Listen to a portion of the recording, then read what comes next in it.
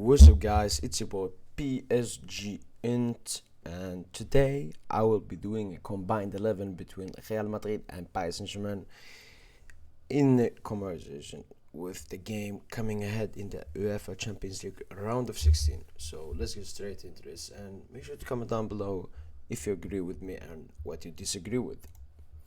So as manager, it's pretty easy.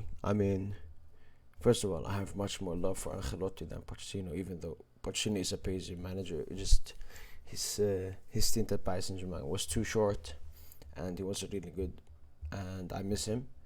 But going into this season, Ancelotti is clear of Pochettino.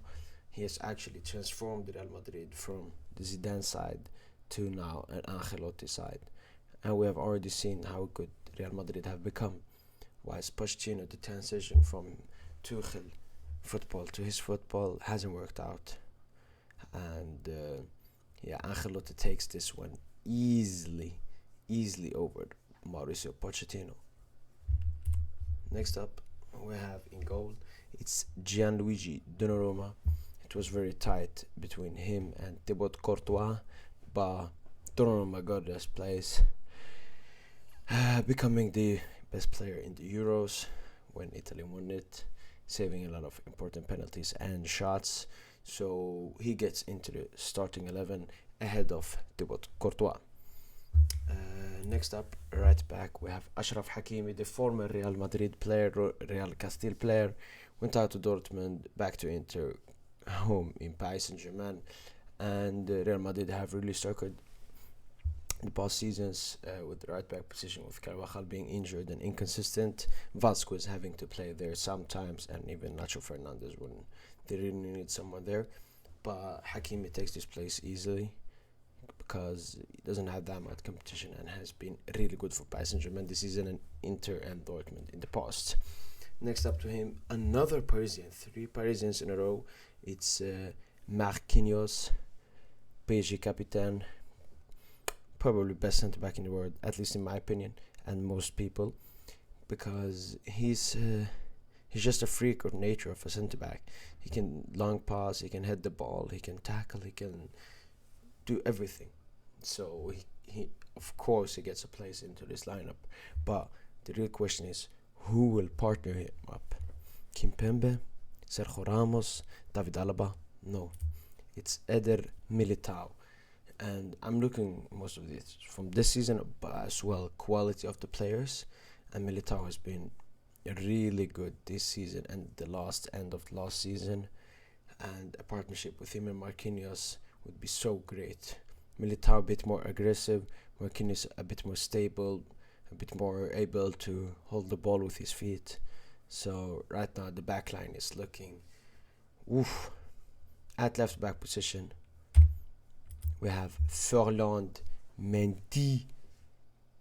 This backline is so saucy. 2 PSG defenders, 2 Real Madrid defenders, 1 PSG goalkeeper behind. But yeah, Ferland Mendee deserves this spot with Bernat being out with the injury for 1 year. Just come back, and Nuno Mendes still trying to develop into the player Ferland Mendee is. So Ferland Mendee takes his place clearly over any compatriot, even Marcelo. So yeah, Ferland Mendee at left back. In CDM, we have Casemiro. Already, so far, this looks like a shield. No team is going past. That Brazilian triangle in the middle with Casemiro, Militao, Marquinhos would be so great. Their understanding would be, beautiful to watch. And we would have that CDM that could counter the press and get the other team a bit stressful when they're having the ball. Next up to him, first midfielder is Luka Modric, the number 10 of Real Madrid, the former Ballon d'Or winner. He's having an exceptional season so far, and his quality speaks for itself. Goals, assists, how he controls the tempo of the game, how amazing he is at 36-year-old and comes into this lineup. Maybe first of all the midfielders, but yeah. Next up to him, Toni Kroos misses out due to the GOAT midfielder, Marco Veatti. If injuries didn't exist, this player would have maybe won the Ballon d'Or before Modric. That's how good I believe Veratti is. Such an amazing player. This midfield looks so incredible, so complete. It has everything you need. It has the defensive, the attacking, the stabilizing, the defending, the tackling, the long balls, everything. It got it. And what a midfield duo and trio this would be. Oof. So far this team is looking great. At right wing we have Leonel Messi. Yes, Leonel Messi gets in ahead of one other or two great attackers, because he has been alright this season. Not the best, not the Messi I expected as a PSG supporter, but he's still Messi. He just won the Ballon d'Or. He can still create something from anything, and for me it's been bad but unlucky at Paris Saint-Germain so far, hitting the post and bar so many times. I forgot to count how many times. So Messi of course gets into the lineup, especially with this midfield a bit more stable than Paris Saint-Germain's midfield. It would help him when he doesn't work that much. And next up to him, Karim Benzema, amazing striker, and yeah, ages like fine wine, had just come to his grace and has been wonderful for Real Madrid ever since the penalty merchant Cristiano Ronaldo left Real Madrid. And yeah, let's end this big puzzle with the last player, and it's Kylian Mbappe.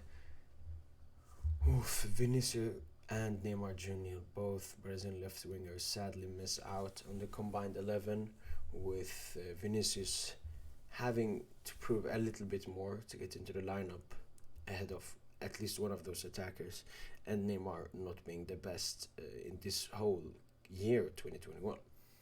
But I mean, this team would be so great, because first of all, amazing goalkeeper with two amazing centre backs, one defensive wing back, one attacking.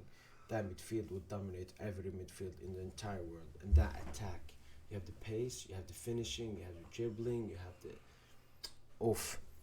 So this is my combined 11 for Paris Saint-Germain and Real Madrid. Comment down below if you agree with me. Other than that, make sure to like this video, subscribe to the channel if you're new here, and yeah, have a great day. Bye.